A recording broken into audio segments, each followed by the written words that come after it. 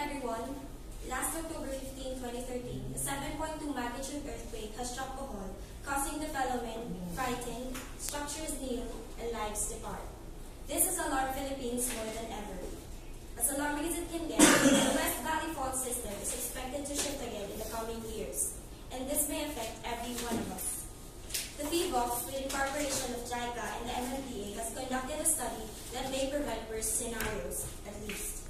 According to the Metro Manila Earthquake Impact Reduction Study, a 7.2 magnitude earthquake may cause 33,500 deaths, 113,600 injuries, and 168,300 heavily damaged residential buildings. This study resulted in the mandatory retrofitting of the old buildings. The FEU-AYAC main building is one of those buildings. Under further investigation was done in 2012, that led them to find out that the columns have deteriorated. The FEU-AYAC main building has undergone retrofitting in 2013. Despite carbon fiber reinforced polymer was added to the columns to strengthen them further. Despite these improvements, queries and doubts whether the building can withstand the said earthquake are still around. That is why we propose the need for our study, which is the nonlinear static analysis of the retrofitted FEU-AYAC main building. So once again, good morning to everyone. To our panel members, Engineer Mendoza and Engineer Clemente, and to our head panel, Engineer Cotes. And we would like to acknowledge the presence of our thesis advisor, Engineer Lopez, and Engineer Bailon. So, shall we start? Every study has its own objectives, and our main objective is to check the performance point and capacity demand of the recently retrofitted FEU-AYAC main building. Our specific objectives are to determine the total base year at performance level of the FEU-AYAC main building, then to get the ultimate base year and corresponding roof displacement of the retrofitted FEU-AYAC main building. Lastly, to identify a critical region wherein deformation demand is expected to be high. So who will benefit this study? So first, the engineers who are mainly involved in retrofitting project of this FEU-AYAC main building. It will help them to determine whether the project is effectiveness to withstand an earthquake. So second, of course, the one who invested or the owner of the building to assure the level of the performance of the building. So it's also a great help for the city government of Manila, especially for the engineering department, who implemented the retrofitting of all buildings here in Manila. So for efforts to determine whether the certain building needs to undergo a retrofit. So it also benefit for the future civil engineers who will provide innovation to the civil engineering industry to use more accurate software. And also for the professionals in the civil engineering that they will learn how to use the seismostat to conduct a specific analysis. And lastly, for the future researchers that will use the study for proposal thesis, reference, and such studies.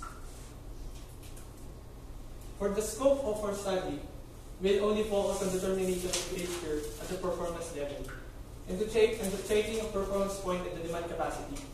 And for the ultimate feature of the building, as is corresponding to this statement, we will be taken from the previous study of COMIA. And limitations of our study, we'll be only using the wizard model, that because we only obtain the academic lesson from the software developer.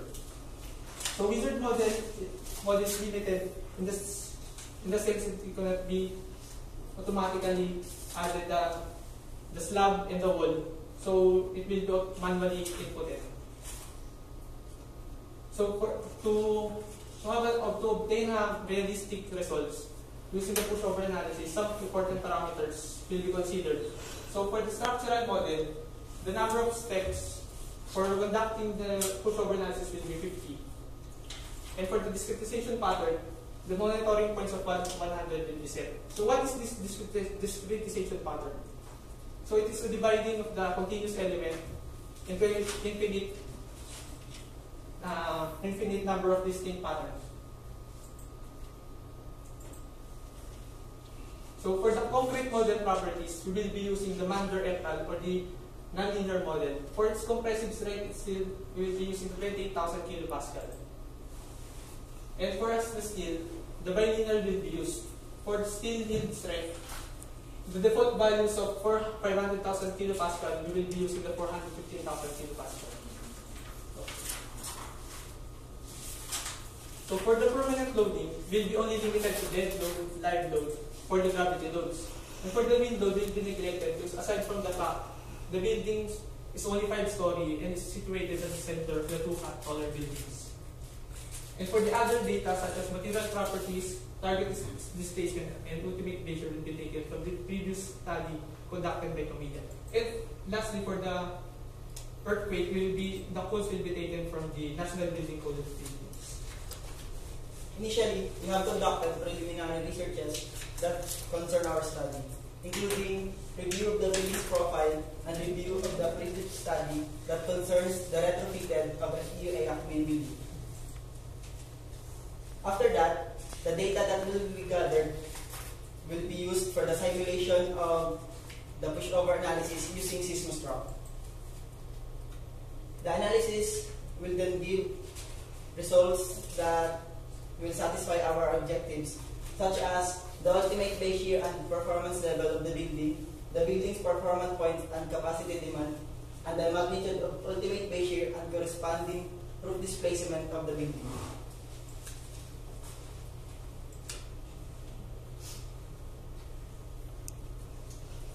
In the preliminary researches, it is important to know and have knowledge about the FEUA main building and the pushover analysis.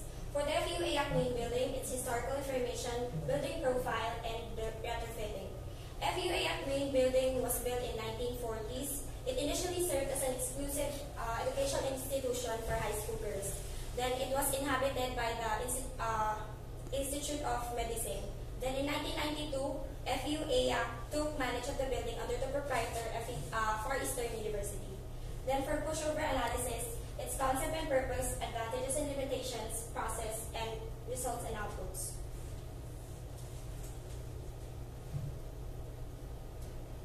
The seismic parameters, ultimate base shear, target displacement, loadings, material properties, and section properties will be taken from the study of Camilla. So since this proposal intends to use pushover analysis in the whole study, we need to understand its main concept. So what is pushover analysis? According to Kashi, Habibullah, and Pyle, it is a static nonlinear analysis conducted on a structure that is subject to increasing lateral loads, which is in a predefined pattern. It is also an evaluation of a structure that has existing gravity loads and applied with incremental lateral loads, just like the first definition. It has no theoretical foundation as it is based on an assumption that the response of a multi-degree of freedom structure can be equivalent to a response of a single degree of freedom structure, according to a study of Ismail.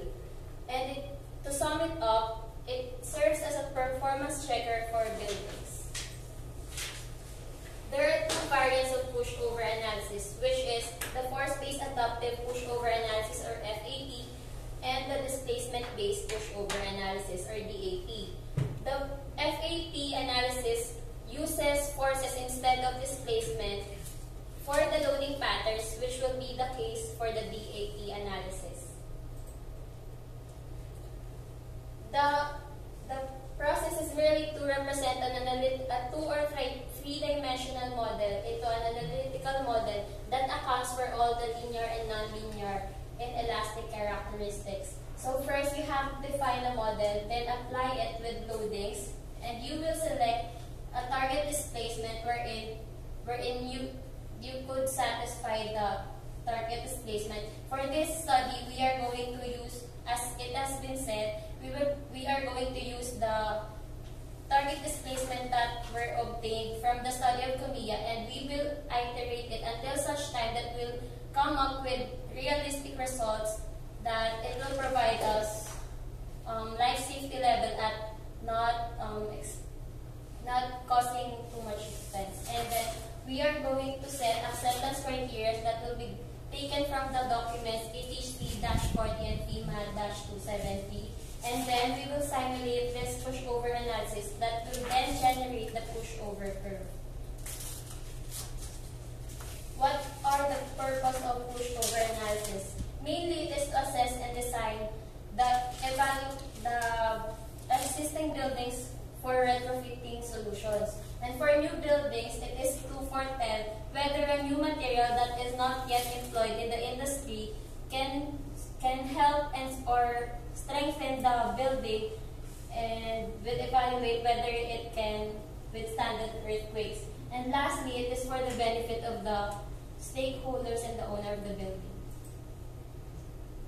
So why use pushover analysis? According to Costa et al., it is more preferable and simpler than dynamic time history analysis. Dynamic time history analysis is one of the seismic analysis there is in the industry. And it is the seismic analysis that was what is used before. And the pushover analysis became more preferable since it will not consume much time. It will not consume time that the dynamic time history analysis can consume. And it is a reliable procedure, and it will be an early evaluation and visualization of possible design earthquake. It will be an effective tool for performance-based design. Performance-based design in a sense that the industry in the Philippines uses code-based design, and it will be better to use this kind of design as in a sense that it will provide more life safety, minimize destruction of use, and minimize repair costs, and hopefully minimize all the actual project costs. It is also more desirable to use on lower buildings such as 6-story high buildings or lower. And then design earthquakes cause nonlinear behavior, so it will be perfect for our study since we are conducting nonlinear static analysis, and it will provide results close to those predicted by the nonlinear dynamic analysis. It has many advantages such as estimates of interstory drifts and its distribution along the height, determination of force demands on brittle members such as actual force demands on columns, and moment demands on beam column connections. Determination of deformation demands for ductile members, identification of location of weak points in the structure or potential failure modes. Consequences of strength deterioration of individual members on the behavior of the structural system. Identification of the strength discontinuities in planar elevation that will lead to changes in dynamic characteristics in the inelastic range. And lastly, verification of the completeness and adequacy of load path, according to the study of August. This is a sample of the pushover curve that will be generated from this process. This is just a sample of it, and this will be the basis whether the building is safe or not. The curve highlighted 5 major points, which is A, B, C, D, and E. And A represents the origin, B represents yielding, but no deformations occur in the hinges yet. Letter C indicates ultimate strength, and D represents residual strength. As you can see, it just descended linearly. And E indicates total failure. And in segment BC, you can see that there are 3 highlighted points indicated IO, LS, and CP. These are the 3 performance levels wherein you can tell whether the building is safe, is in immediate occupancy level, life safety level, or collapse prevention level. Immediate occupancy level tells you that there are no damages yet happening, and non-structural components are not yet damaged, and the electrical mechanical components of the building are not still damaged. In life safety level, there are structural and non-structural damage that are expressive. However, the non-structural components such as the claddings and the ceilings remain secured. And however, the electrical and mechanical, presents future damage. And then collapse prevention level. This is where the building is not habitable anymore and is not safe for the occupants of the building. There are limitations, though, in using pushover analysis, including incorporation of torsional effects that may be due to mass, stiffness, and strength irregularities. Three-dimensional models may include orthogonal effects and direction of loading, use of site spectrum and cumulative damage issues, consideration of higher mode effects once the local mechanism has formed, not applicable for assessing inelastic strength, and may result to false judgment if misinterpreted. In this study, we are going to use seismostruct. So, what is seismostruct? Seismostruct was developed by Seismosoft, which was found in 2002, which aims to provide the earthquake engineering community with access to powerful analytical tools. It is an award-winning program developed for the accurate assessment of different structures subjected to earthquake-strong motion. It analyzes and determines the behavior of structural frames and its material inelasticity. It has a building modeler and wizard modeling. It has 7 types of seismic analysis, namely eigenvalue analysis, static pushover analysis, static adaptive pushover analysis, static time history analysis, dynamic time history analysis, incremental dynamic analysis, and response spectrum analysis. It has 3 stages, namely the preprocessor, the processor, and the post-processor. The preprocessor is where the defining all the parameters and properties will be done. The processor is the phase where the analysis of the structure takes place, while the post-processor is where the post-verification of results such as the deformed shapes, the global response, and performance criteria can be viewed after the analysis has been done. For the preprocessor, it is divided into 12 parts. First,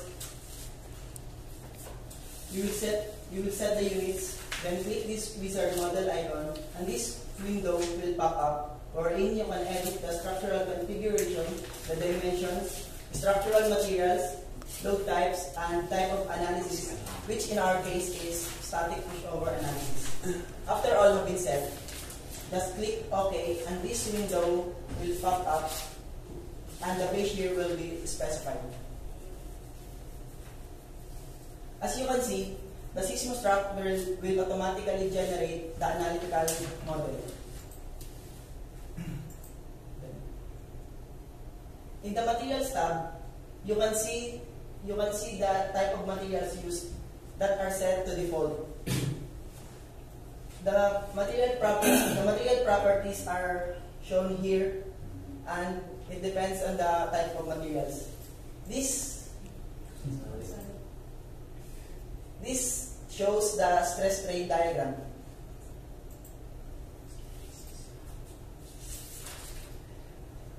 In the sections tab, you can alter the section's dimension, the reinforcement pattern, and its characteristics.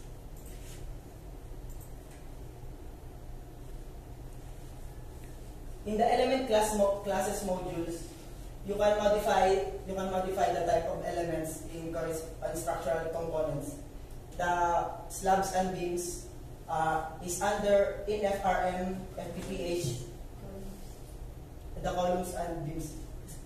The columns and beams is under the in FRM FPPH, or the inelastic plastic hinge frame elements. The discretization patterns can be altered here.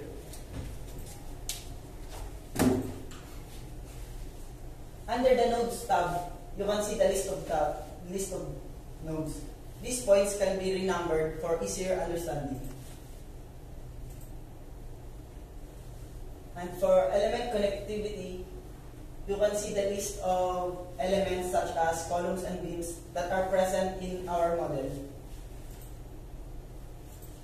So for our next step is under the constraints tab, here we can set some of the nodes can be set as constrained with rigid link, rigid diaphragm, or the degree of freedom. So as for the default for pushover analysis, we will be using the rigid diaphragm. Under the restraints, the supports will be assigned to the base loads. Since we are using the Sysmostruct or wizard model, it will be automatically assigned.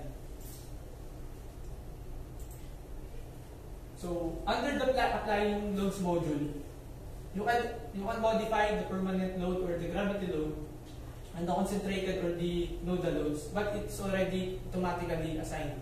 But you can still edit that using this data tab.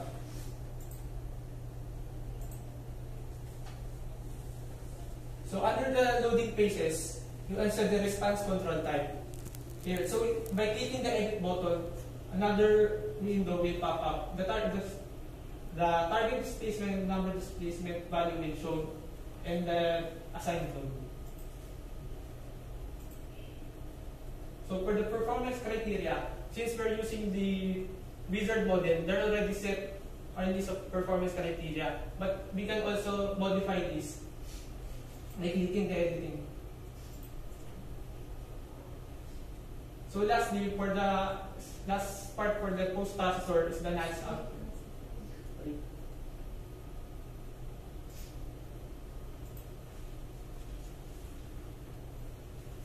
This is the processor phase of the whole process.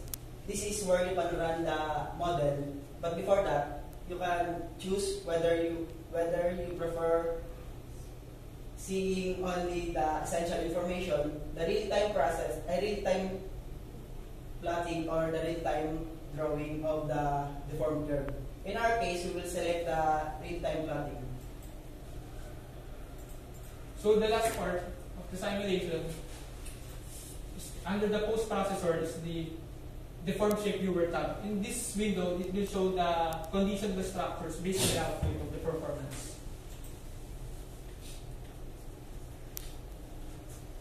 Sysmostruct has these following system requirements. A PC with one of the following operating systems, which is Windows 7, Windows 8, or Windows Vista, a 4 GB RAM, a screen resolution on your computer set of 1024 by 768 or higher, an internet connection for the registration of the software.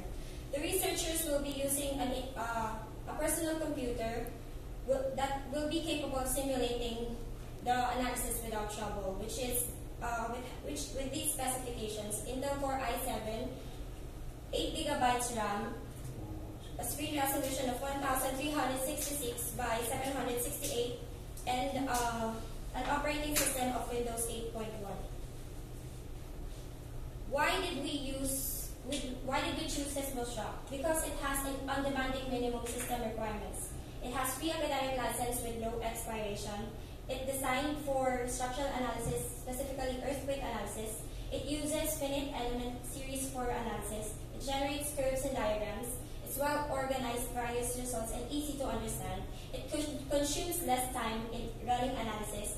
It has the wizard model availability, and its commercial license may be used to more than one PC. It has Sysmostruct video tutorials, and Sysmosoft has official forum in their website where users can post inquiries, and the Sysmosoft technical group may respond to their inquiries. And if they wish for some updates, it can be applied to in the future. So now that we have discussed pushover analysis and Sysmostruct separately, it is now the time we could see or visualize how it will be if we use pushover analysis using Sysmostruct. This will be the deformation shape viewer tab, wherein you can see the actual eventual deformation of the structure when applied with the push or the target displacement. So it will indicate colors. It is not that clear, but it indicates color in the process. While the process is ongoing, it indicates the color of the performance criteria that will be set by the users or the researchers. So that concludes our study, and thank you for listening.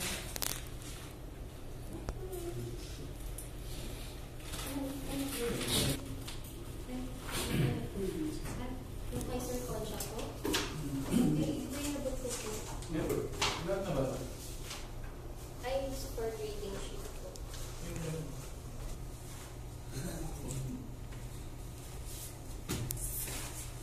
Ay,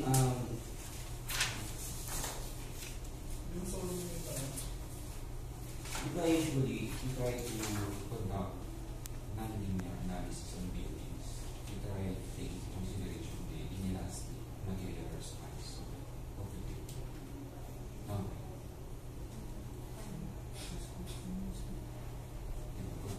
Actually, if I'm not mistaken, we try to deal with non-linear analysis of buildings. Usually, the main objective is we try to model or we try to investigate the inelastic material response of the building. So, basically, the main focus of your study deals with the inelastic response of the building. Is that correct? Yes. Now, in as much as you are focusing on the inelastic material response of the building, and you mentioned earlier that the limitation of the software primarily is limited to the elastic response. So how would you deal with that limitation or the fact to try to focus on the inelastic material response? Kasi nakalagay dun sa limitation is hindi siya applicable if totally not, hindi siya applicable for the inelastic behavior of the building sa limitation niya.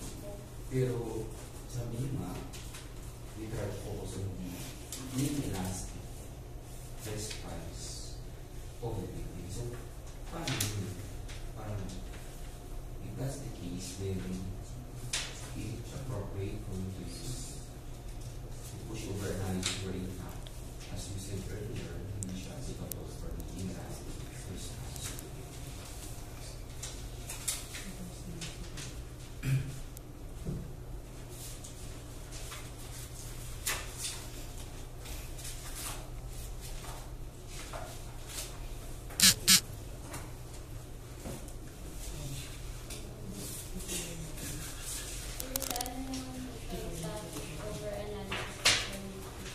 Hindi po sa seismostruct.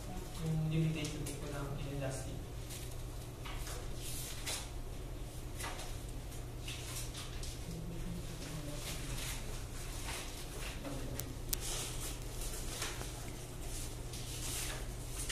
Anyway, It is a limitation of a pushover analysis in the software itself. kaya nga.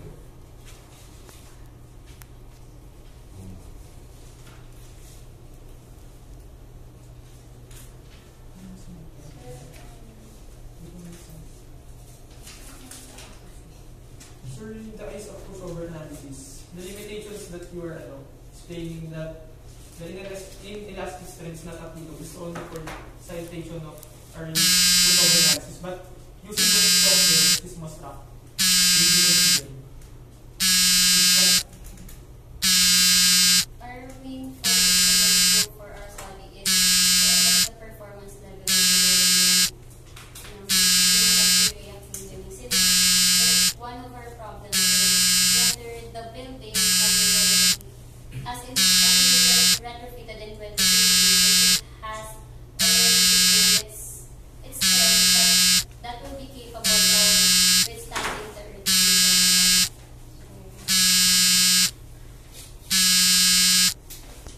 So, ang sinasabi ko is that yung bang seismostruct is that similar to Let's see. Actually, for the other studies that are related to this, they used seismostruct when compared with SAP 2000. They used seismostruct as the benchmark software instead of SAP 2000. So I may point out that it is more reliable than the SAP 2000, since even though SAP 2000 is more well known than the seismostruct itself. we talk about it. Kasi, actually, there are several softwares for pushover. Like, we have specific. So, you just have to we already have it, so we already have satisfies GitHub. So, the data that we have is not it is outdated. So the latest version is the AI. So it will be very impossible for us to secure a commercial license or educational license. Kasi you cannot conduct a study na having a pirated software. Diba? Kasi first of all, it will be the verification of the software itself from the first place if you use license or non-license. So, ang ginawa namin is, this one is very accurate results. But what happened is we try to send an email to Systemsoft. Email Systemsoft and ask for a license. And then, fortunately for us, Systemsoft gives us a serial number. Even Spanish based only. So, this one is a genuine software na we'll be using. And then with regards to yung inelastic materials, actually, yung here you can view the plastic hinges, plastic hinge of the columns and beams. So, doon makikita yung inelastic materials already. It's really taken into account. Makikita mo kung mag-yield, magka-crashing or something.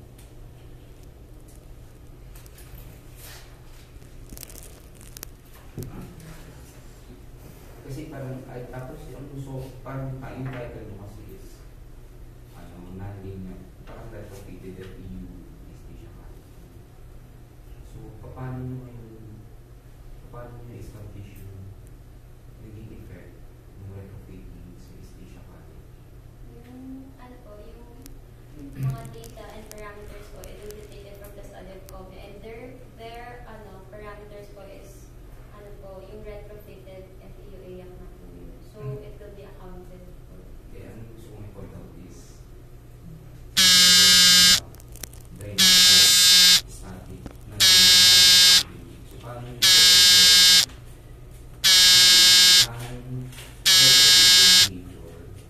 retrofitted behavior kasi parang pag-aaral ano ang naging kasi for example natin establish ano yung naging procedures dun sa building pag yung dynamic or static behavior non-linear static behavior. Sir, yung naman po namin is, regarding to that, yung scope lang po ng study namin is with regards to the retrofitted FEUF main building lang naman po. So, yun yan. Kumbaga ano yung kaya nga kayo pumunta ka ngayon is para malaman nyo is there a reduction or is there an improvement pagdating dun sa retrofitting procedures na nakondak sa station kahit. Parang kung sinasabi nyo gano'n lang, meron na kayong data, so hindi ano kayo nag-significance ng data na meron kayo?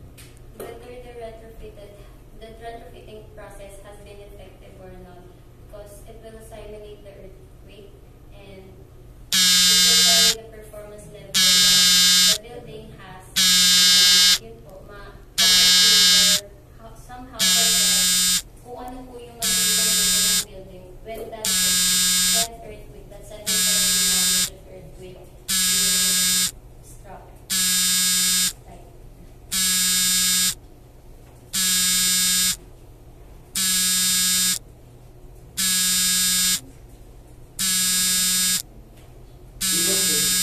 This most rough or homogeneous. They have in the element section tab, you can choose the type of section you will be using. It has even T-beams that are reinforced or not. It has solid sections. It has reinforced sections like that.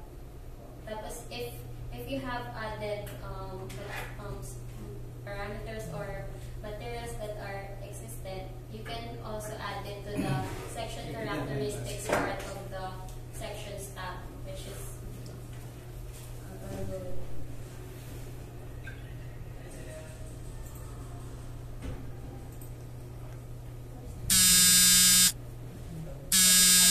here, sir. It is being modified. First, we have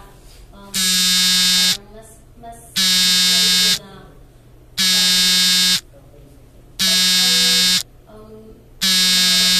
properties ng personal enforcement package, we can modify it here.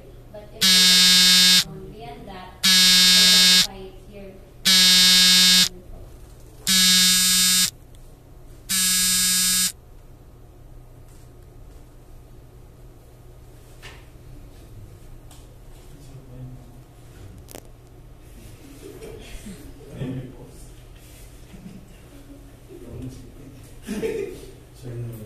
So, did you advise for time title? Specific.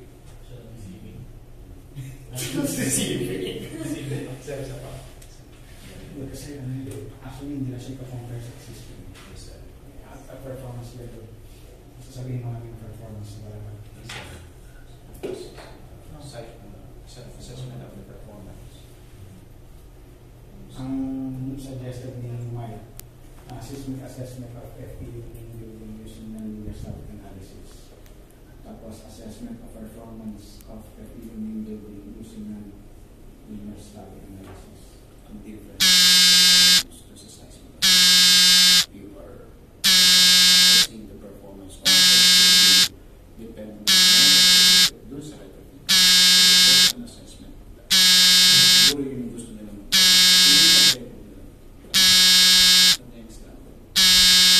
Pero hindi na siya po. So, System. parang ito na yung system na ito yung kanyang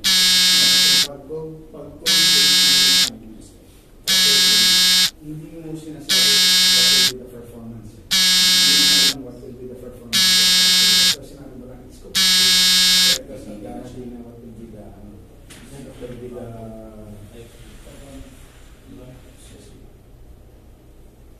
Okay, so my questions are first, regarding with the loads, magbe-base ba kayo dun sa, actually di ba, since yung main building, ang dami na niyang matagal na siya sobra, 40,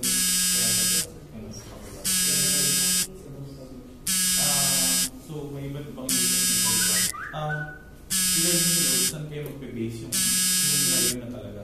Sir, lalo po, previous study, nakakonduct, previous study, doon ako mag-release ng loadings. Ano yung previous study na yun? Ano pa yung building name na? Diba kasi hospital pa siya before? Last year lang yun. Last year lang. Last year lang yun. Yung verification ng retrofit ng carbon Pero fiber. wala ba sa pinago? Wala naman. Kasi di ba inoccupy na siya ng main baka kasi may mga walls na tinanggal or Ano yun? At present, hindi. Ang studies namin is based on yung previous study na it's still a classroom. Pero ang gagamit ng is still a classroom. Never din na, sir, yung nung pumunta rin naman po kami. Tsaka nung nag-retrofit ko, ground floor lang naman po. Yung binago. Kasi tuloy ko nung nandun pa po tayo nung nag-retrofit. Yung ground floor lang po. Yung second to fifth floor, it remained operational. Okay. Another one, regarding sa mga materials, like concrete, steel, may data ba regarding this? Hindi ba siya bumaba na kasi due time since 1940s pa siya? Di ba meron, anong tawag doon? No, deterioration na. Actually, ako sasagot. Kasi ano yun eh. Yung previous study nila kung ginerify namin yung Nag-coring siya. ng columns. Actually, we get yung data from Arojado, yung contractor mismo. So, the contractor supplied us yung materials property already. So, nag-coring test sila. After we nag-core, pati yung bakal, meron kami properties. And that yung properties na yun is being used doon sa previous studies from niya. Then what will happen, kukunin lang namin yung data from form niya. Yung mga parameters from form niya. Kaya yung nag-quarry sa lahat, everything is provided, nasa studies niya. Kasi yung pre-form niya, ang studies kasi, hindi dapat lahat ng columns gare-gare for free. Just like what happened doon sa Apple, gare-gare talaga lahat. Pero doon sa studies, kumagalas, hindi lahat ng column kailangan gare-gare. And then, hindi kailangan lahat lagyan ng 2 plies. Meron kami certain columns na 2 plies, may certain columns na 1 ply na. And then, kailangan namin yung significant economical consideration kung magkano matitipid kung yung studies na gawin.